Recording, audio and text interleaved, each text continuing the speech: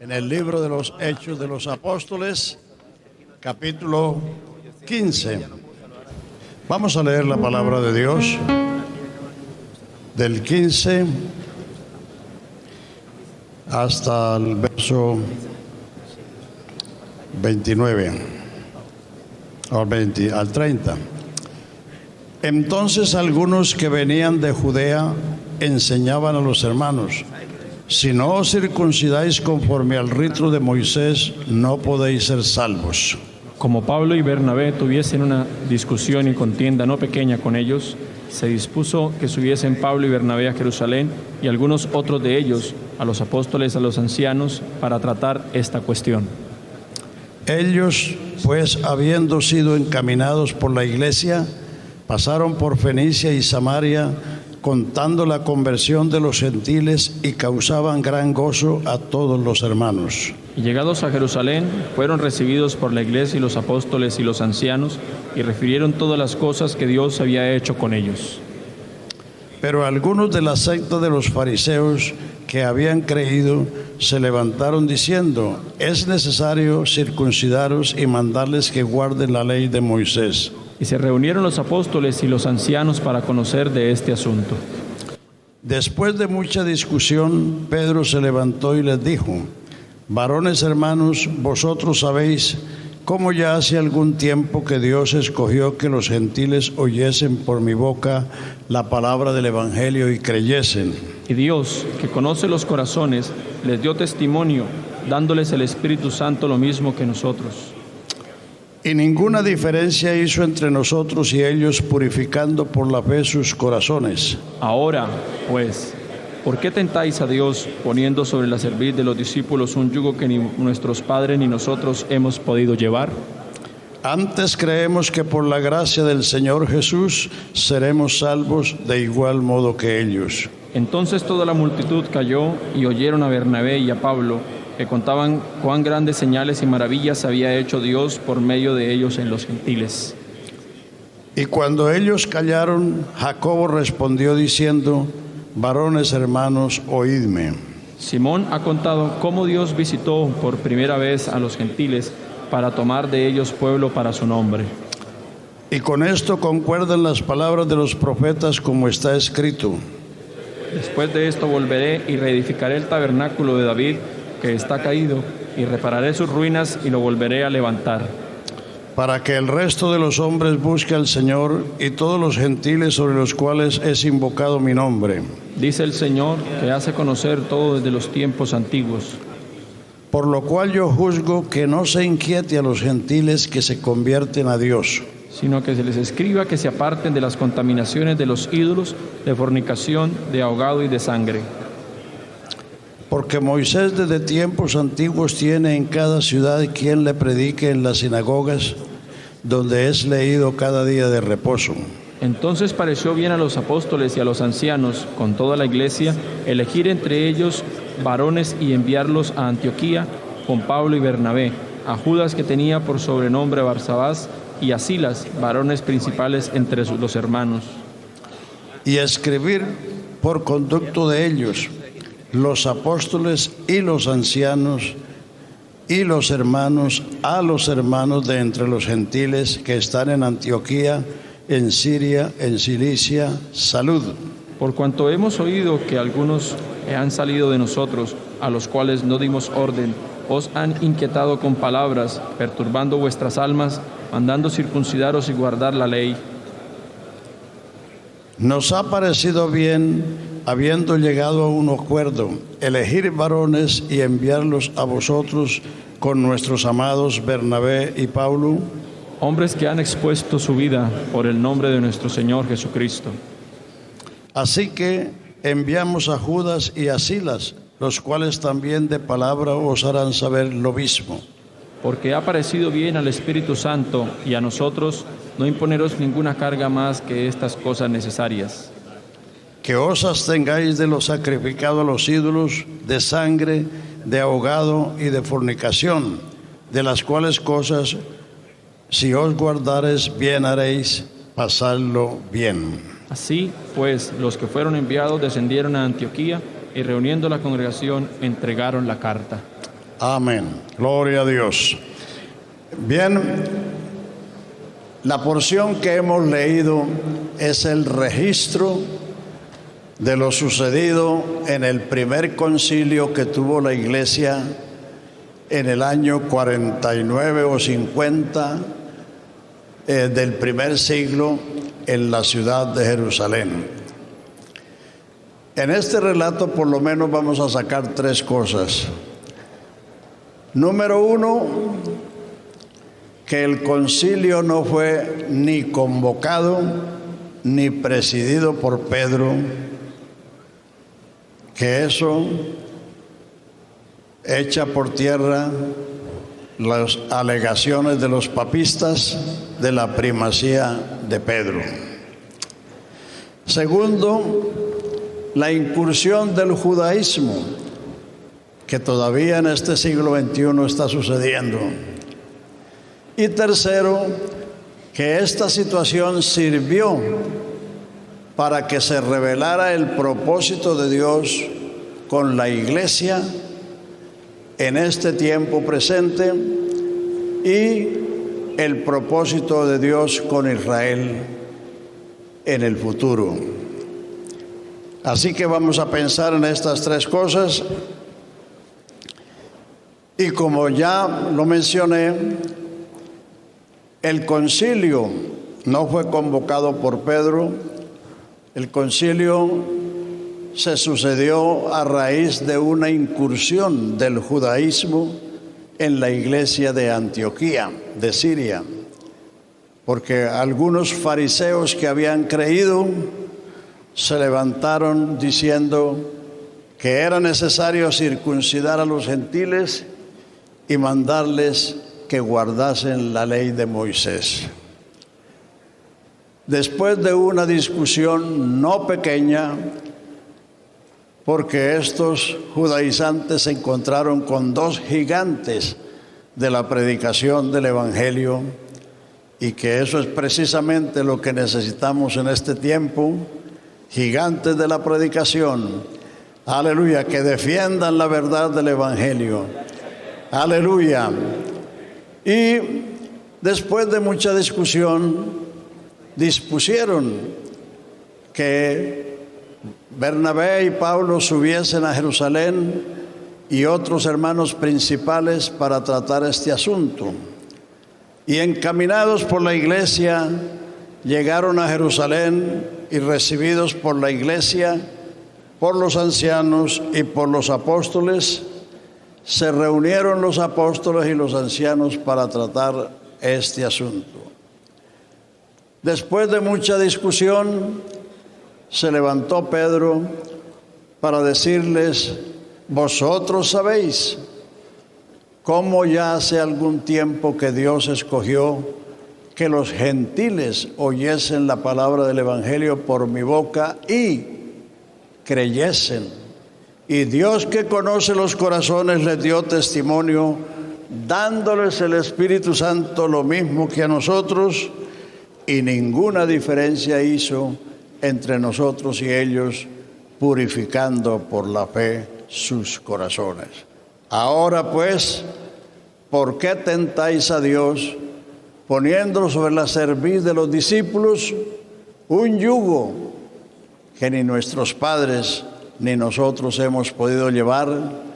Antes creemos que por la gracia de Dios seremos salvos, lo mismo o igual que los gentiles. Un judío diciendo: seremos salvos por la gracia, lo mismo que los gentiles. Aleluya. Bueno, el judaísmo, a pesar de esa declaración tan contundente y de esa decisión tomada por el Espíritu Santo, los apóstoles y los ancianos, ha seguido incursionando a través de los siglos. Después sucedió la incursión en Galacia, y allí sí lograron trastornar la fe de los gálatas hasta llegar al extremo de pervertir el Evangelio mezclándolo con la ley. La ley y el evangelio son dos cosas encontradas.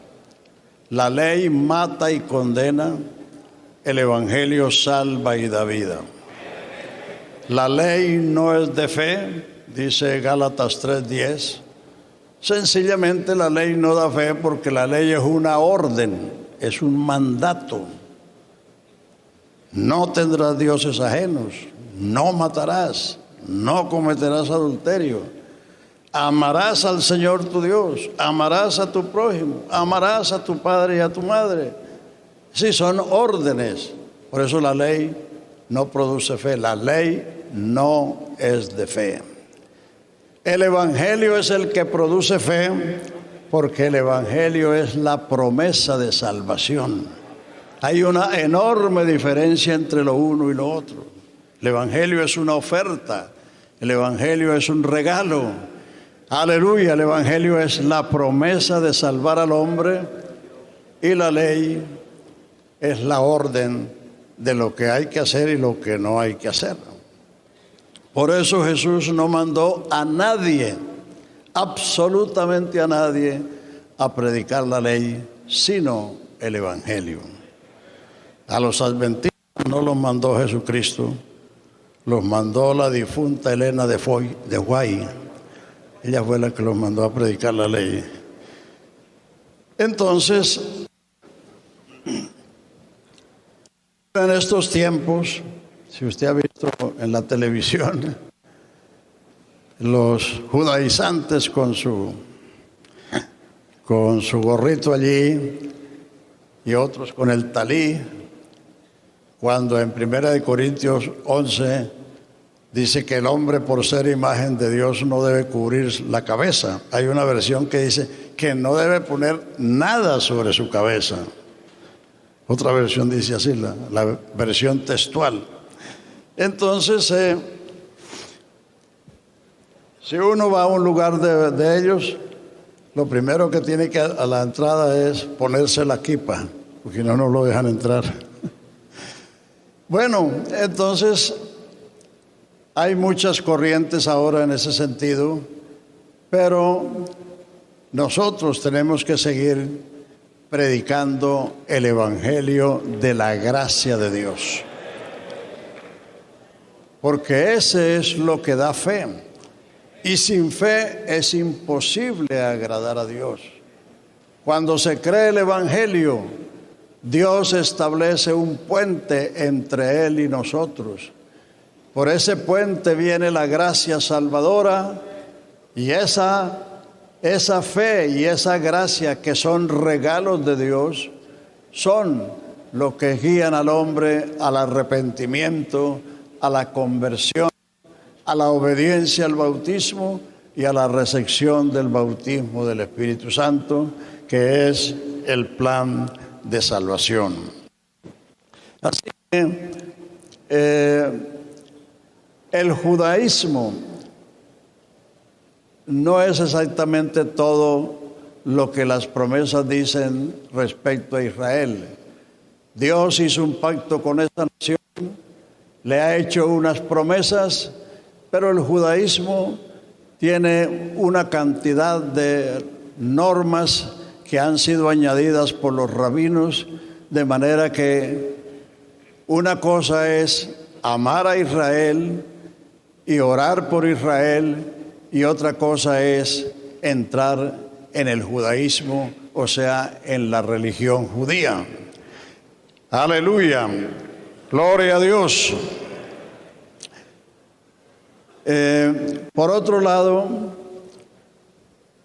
con este acontecimiento, con esta incursión del judaísmo, sirvió para que se revelara el propósito de Dios con la iglesia en este tiempo, desde la casa de Cornelio hasta el recogimiento.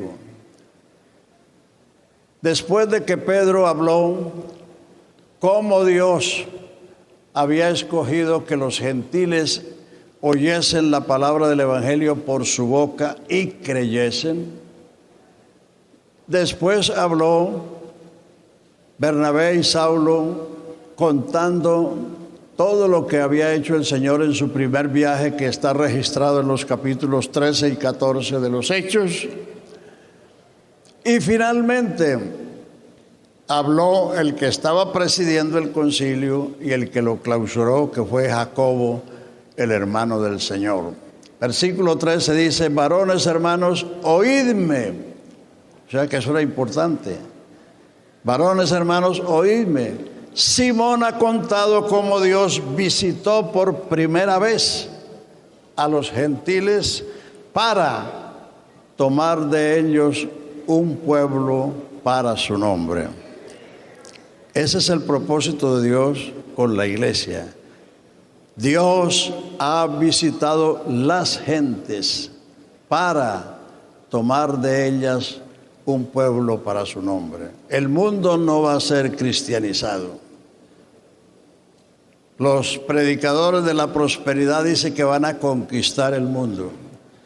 El mundo no ha sido conquistado en 20 siglos para el cristianismo, porque ese no es el propósito de Dios. El propósito de Dios es sacar del mundo un pueblo para su nombre, para su reino y para su gloria. En eso tenemos que estar claros. La promesa del Espíritu Santo fue para los postreros días. En los postreros días, dice Dios, derramaré de mi Espíritu sobre toda carne. O sea que en el Antiguo Testamento nadie recibió el bautismo del Espíritu Santo. Las dispensaciones del Antiguo Testamento, Dios trató de otras maneras con los patriarcas y después con Israel. Pero esta promesa fue exclusiva para él. Los postreros días comenzaron con la venida del Hijo de Dios. ¿Y por qué no pudo ser antes? Sencillamente porque hasta que el pecado no fuera removido, el hombre no podía ser templo del Espíritu Santo. Entonces se necesitó la venida del Hijo de Dios y la obra del Calvario, como dice Juan: para esto apareció el Hijo de Dios, para quitar nuestros pecados, y no hay pecado en él. Aleluya. Y lo primero que sucedió con la venida del Espíritu Santo fue el nacimiento de la iglesia en la ciudad de Jerusalén, en el aposento alto, el día de Pentecostés. Y la iglesia nació dentro del judaísmo. Todos esos miles de los primeros 7 capítulos de los Hechos eran israelitas o prosélitos de la religión judía. Entonces era casi natural que los judíos pretendieran imponer esto a los gentiles, puesto que la iglesia nació dentro del judaísmo.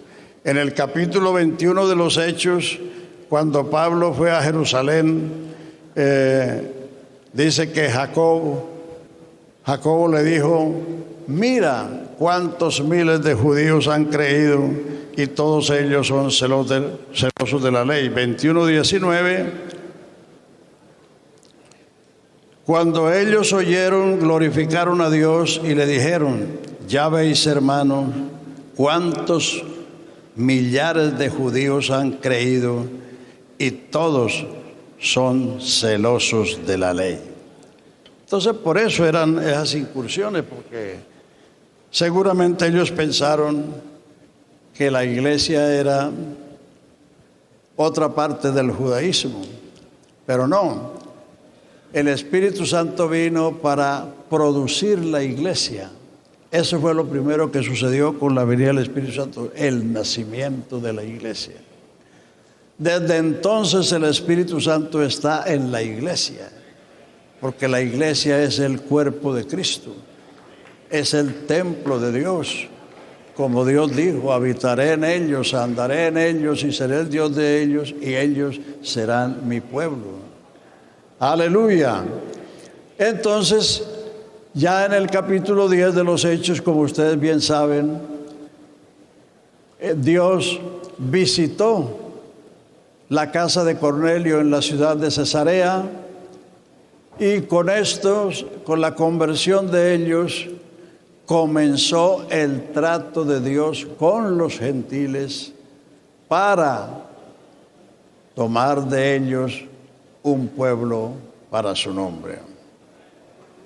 Lo dice también Pablo en el capítulo 2, versículo 13 de Segunda de Tesalonicenses. Pero nosotros debemos dar siempre gracias a Dios por vosotros, amados hermanos en el Señor, de que Dios os haya escogido para salvación desde el principio, mediante la santificación del Espíritu y fe en la verdad, a lo cual os llamó por nuestro Evangelio para alcanzar la gloria de nuestro Señor Jesucristo.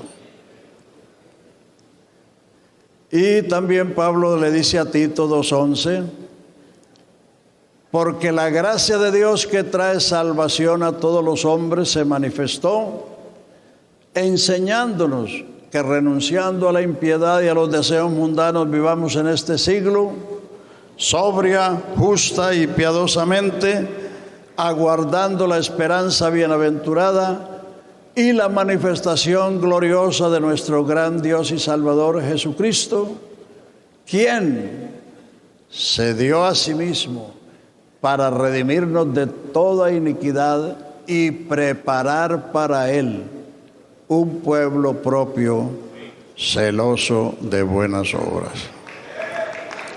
Aleluya. Aleluya. Y el apóstol Pablo en Romanos 11:25 dice, no quiero, hermanos, que ignoréis este misterio, que el endurecimiento en Israel ha sucedido en parte y no definitivo, sino hasta que haya entrado la plenitud de los gentiles. Es decir, hasta que lo que comenzó en la casa de Cornelio llegue a su culminación con el arrebatamiento. Cuando haya entrado la plenitud de los gentiles, entonces vendrá de Sión el libertador que apartará de Jacob la impiedad, y entonces todo Israel será salvo. Tanto Jacobo como Pablo están diciendo lo mismo.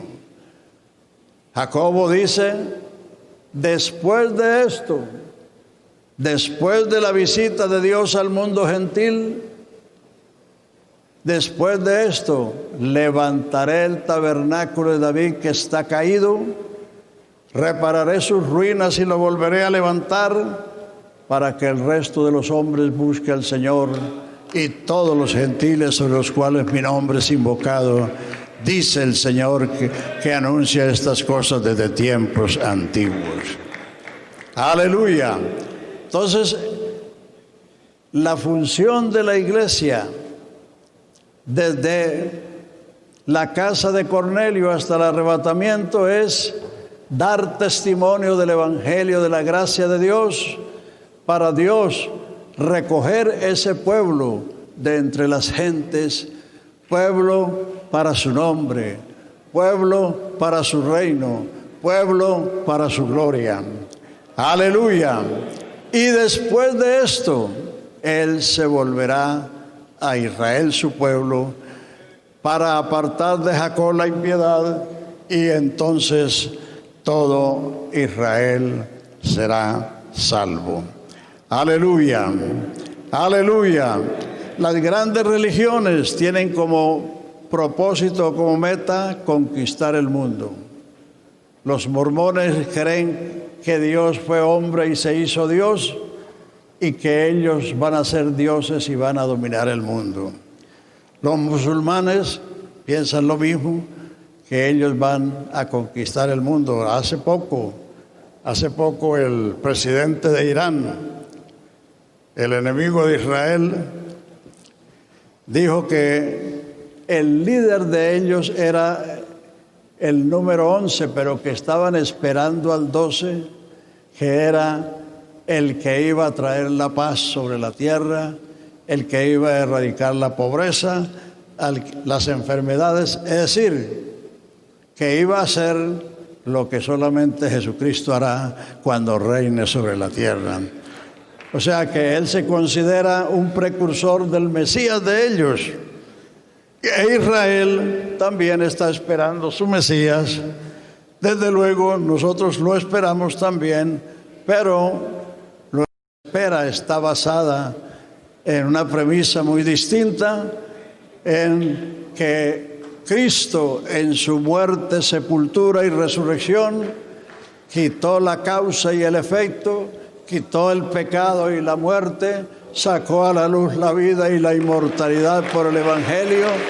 Aleluya, y que por eso esperamos que Él aparecerá en gloria con voz de mando y con trompeta de Dios para convocar a su pueblo. Aleluya, aleluya. Así que no nos dejemos desviar por tantas novedades que hay en este tiempo en todas partes.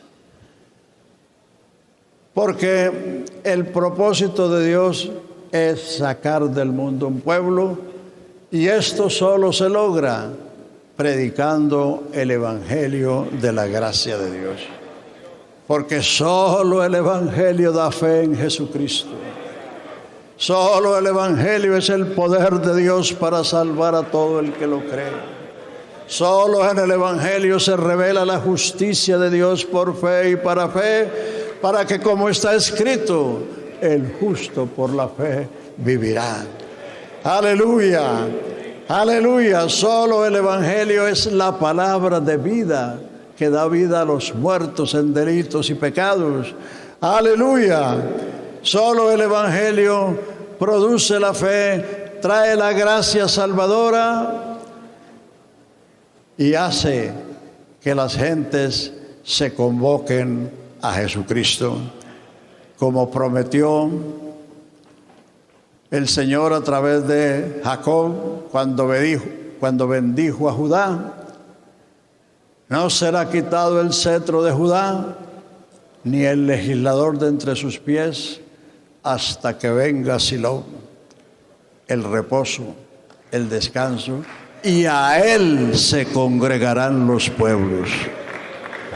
A Él se congregarán los pueblos, porque Él es el único que dijo: venid a mí, todos los que estáis trabajados y cargados, que yo os haré descansar. O sea que nuestra misión es predicar el Evangelio a diestra y siniestra, a tiempo y fuera de tiempo, estando persuadidos de que la palabra del Evangelio es la palabra que cambia la condición y el destino de los hombres. Aleluya. Por otro lado, pues amamos a Israel porque nuestro Salvador es judío y debemos orar por él, pero debemos esperar que se cumplan las Escrituras, y solamente cuando haya terminado el propósito de Dios con la iglesia, entonces Él se volverá a su pueblo Israel para levantar ese tabernáculo que está caído, reparar sus ruinas. Y allá en el capítulo 36 y 37 de Ezequiel, ahí está clarito la restauración futura de Israel. En Romanos capítulo 11, bueno, entonces tenemos que mirar esas incursiones del judaísmo en cualquier tiempo y en cualquier lugar como cosas que están fuera del propósito de Dios. Aleluya, aleluya.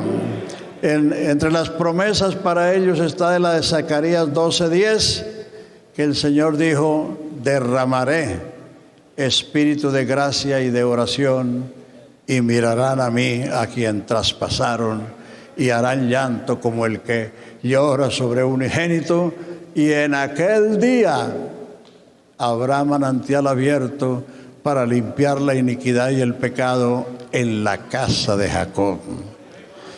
Nosotros hemos mirado a Él porque Él derramó gracia sobre nosotros. Aleluya.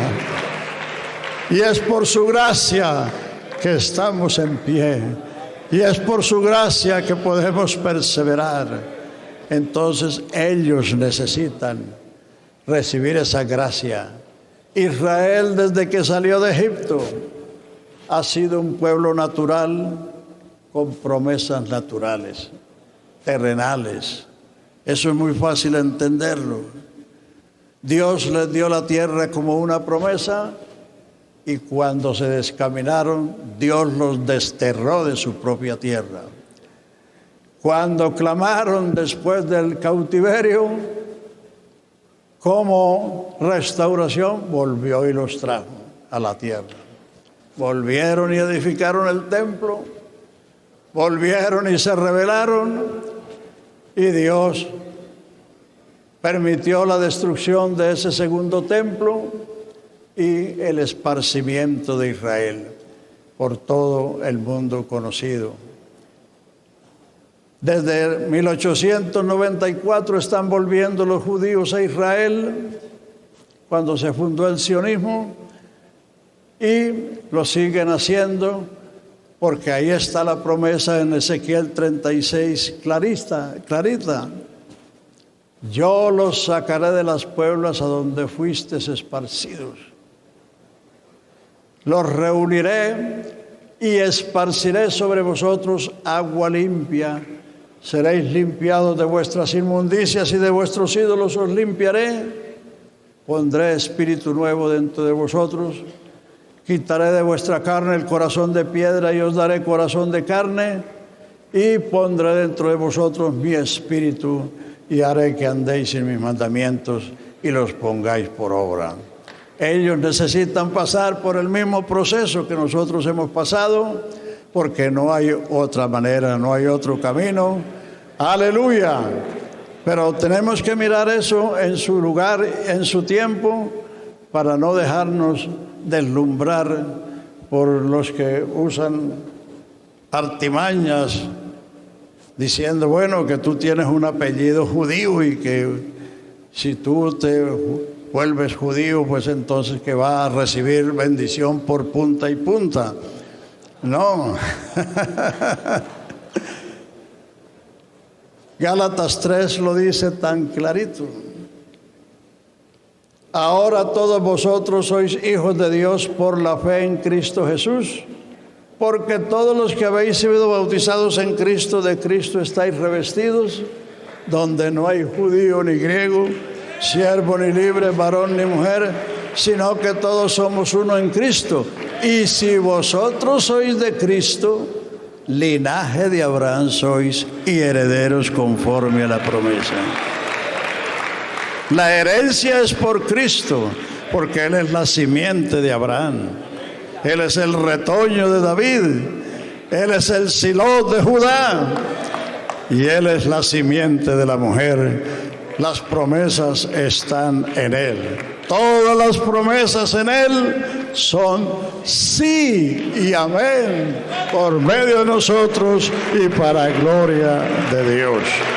Alabanzas al Señor. Así que a predicar a Cristo, a predicar su evangelio de gracia.